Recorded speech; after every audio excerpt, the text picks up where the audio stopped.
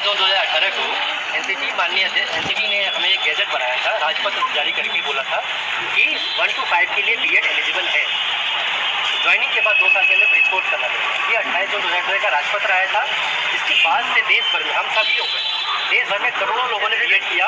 ये 1 to 5 में eligible होगा कि 1 to 5 में वैकेंसी रहती है, क्योंकि हायर के लिए वो बहुत सारे उसमें सब्जेक्ट कॉम्बिनेशन और तमाम कार्रवाइयाँ होती है, उसमें एलिजिबल भी नहीं हो पाते। बहुत सारे लाखों ऐसे लड़के नहीं हो पाते। अब जब हमने वो किया उसके बाद अभी क्या हुआ, उनकी क्या क्या खामियाँ रहीं उसको तो हम खाकर नहीं डालते।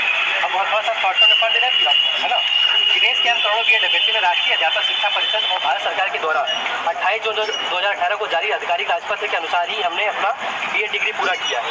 उक्त राजपत्र के अनुसार बीएड अभ्यर्थी भी देश के प्राथमिक विद्यालयों के शिक्षक बनने की पूरी योग्यता रखते हैं। इस राजपत्र के आधार पर ही केवीएस, एनबीएस सहित विभिन्न राज्यों की प्राथमिक शिक्षा भर्ती में लाखों की संख्या में बीएड अभ्यर्थी शिक्षक पद पर वर्षों से कार्यरत है।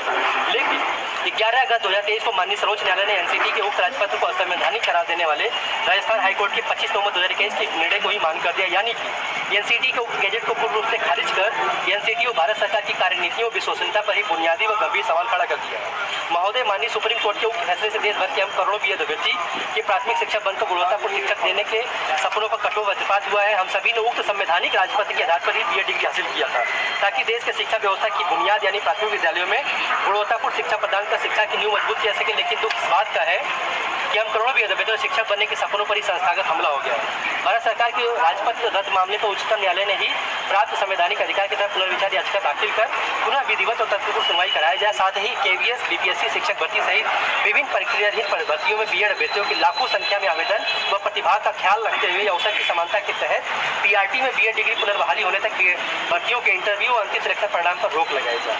अतः इसी एकमात्र उम्मीद के साथ आपको यह पत्र लिखा जा रहा है कि एनसीटी, शिक्षा मंत्रालय और भारत सरकार मिलकर बीएड डिग्री को देश भर के प्राथमिक विद्यालयों में गुणवत्तापूर्ण शिक्षा है तो बीएड डिग्री योग्यता हमेशा के लिए सुनिश्चित करने वाला अध्यादेश बिल अविलंब पारित कर देश के करोड़ों बीएड अभ्यर्थियों के साथ इंसाफ करेंगे। इस अध्यादेश के तहत जारी होने वाले नए संवैधानिक राजपत्र द्वारा बीएड अभ्यर्थियों को दिनों में भी प्राथमिक शिक्षक बनने की उम्मीद को पुनः जिंदा किया जाए। उक्त विशेष मांग पूरा होने पर देश भर के करोड़ों बीएड अभ्यर्थी व उनके परिजन आपके बहुत शुक्रगुजार होंगे। सरकार से निवेदन है कि करोड़ों बीएड अभ्यर्थियों को उज्जवल भविष्य के लिए अध्यादेश लाए और हमारे भविष्य को अंधकार में होने से बचाए। माननीय सर, यही गुजारिश है।